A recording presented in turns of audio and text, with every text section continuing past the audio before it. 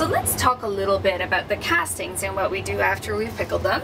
I want to start to clean these up a little bit. Here's my charcoal casting.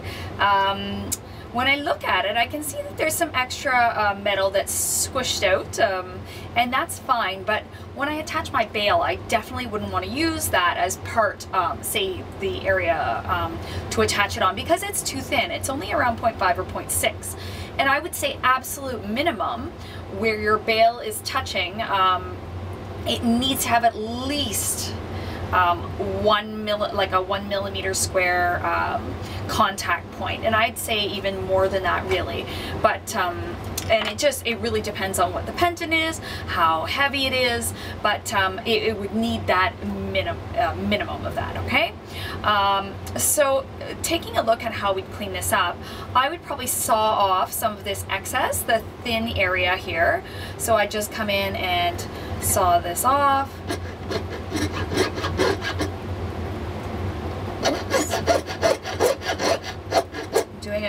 Trying to do a quick job for you guys, just so that we can move on quickly. And I would actually come in and file around that area just with one of my hand files. I use, I think you guys have seen me do this before. I often use a half round, the flat of a half round file. Come in here. Okay, often looking at it, you don't want to wreck your shape here. Okay, and coming along to clean that area up, okay? So instead of having a really thin, it's not quite a flange of metal, but it's a thin area, I'm gonna file that off, okay? But I would definitely take this off, this area off.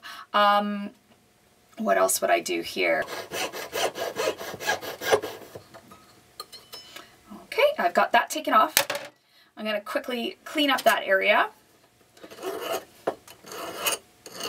Okay, I'm going to try not to touch anything else, and I really want to do minimal work, right? So one of the things, actually I should have showed this while it was still on.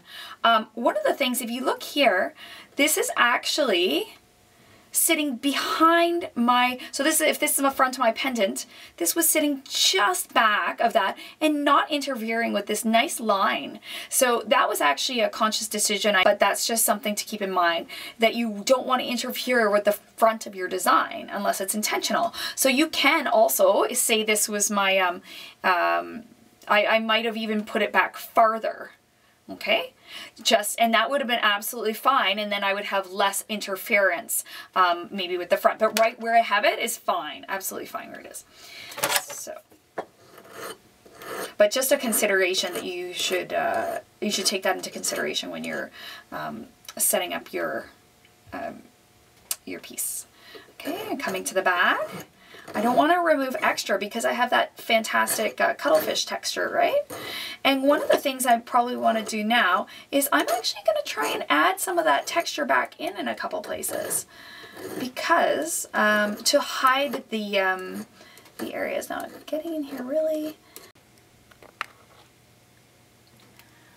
So just to continue, I've skipped ahead and I've cleaned up more of my piece.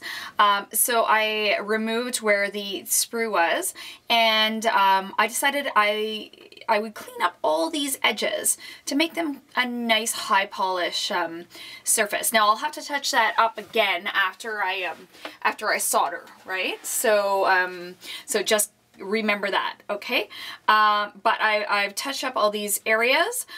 So the way I approached that actually was to file off the sprue. I went in with my green wheel.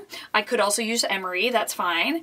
And then I went around with my pink wheel to clean it up. Okay, etc. Got it all in nice in here, etc. Okay? Now, I also went into the center here with a ball burr to clean it up, to make a nice ball, or nice depression. I went around these edges here, just to shine these up a little. I also went in with, prior to doing that, I went in and just gave a little bit of a cleanup around the edges there, just to see how that looked, and I was pretty happy with that. Another thing to consider is, so if you come to the back, just to show you something, and this looks beautiful if you have a really strong pattern, and also if you decide to oxidize it with, which is blacken it, and I'm not sure if you'll learn that with Martha or not. That may be later on, so we may not be able to do that with blackening, or also with depletion gilding, or bringing out the white, that fine silver, and then, so if it's black or white, then touching the edges of these ridges here, okay, can sometimes look really nice. Okay, but you may just choose to make it a matte finish. Okay, so I just could come along here and touch up all these areas. Okay. Now another thing to consider is that where the sprue was, sometimes that will have affected the pattern, so you may want to retexture it. So there's an area here, where did it go? Oh, it was here. You can file into it using a file to make it. You could also go in just very quickly with this is called a tapered cylinder burr. I don't know the dimension of it. I like a very fine one. It has a fine tip that's probably about 0.7 at the one end. So I can go into where I removed my, I usually start with a file if I can. I come in here, and I've done it before actually a little bit, but I'm gonna do it a little more. Okay, and so I'm remaking a groove to emulate the cuttlefish pattern, and then I can also come in with my cylinder burr, and you want to use a smooth motion to just add it in again. Okay, so there are cylinder burrs. There are all kinds of other tools. There are also diamond burr kits that you can get out. Here are the diamond burrs, all kinds of different shapes.